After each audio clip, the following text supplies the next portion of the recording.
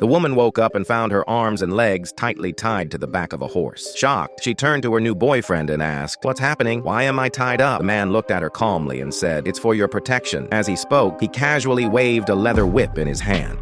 Just half a day ago, a group of young travelers arrived at a strange village deep in the mountains. The village chief welcomed them warmly and introduced them to the village's most beautiful girls. The travelers, full of excitement, thought they were about to have a fun night, unaware that they had already walked into a trap set by a devil. As night fell, Widow Wang approached one of the young men. They exchanged a few words, and a connection grew between them. Before anything serious could happen, the widow suggested they play a game. She grabbed a water pipe, shoved it into the young man's lunchbox, and flipped a hidden switch. In just seconds, the man felt a burning pain in his stomach. It wasn't water, but sulfuric acid. White smoke started pouring from his body, and even the wooden floor below him began to burn from the acid. Soon after, another victim appeared, a young woman with a graceful figure. A charming villager led her to a lively barn, using sweet words and smiles. Just as things were about to go further, the villager blindfolded her, leading straight into the terrifying scene that began the story. Later that night, the village chief invited everyone to a big feast. The travelers praised the rich taste of the grilled meat, unaware that the delicious meat they were eating was the girl they had just lost. The next day, the village held a grand dance party. Tourists and villagers danced and sang joyfully. Among them, a girl named Quihua was brought under a giant bell. Suddenly, the entire village stood still. Feeling something was wrong, Quihua was about to ask when. The villagers opened umbrellas, and an old woman loosened a thick rope. In an instant, the massive bell,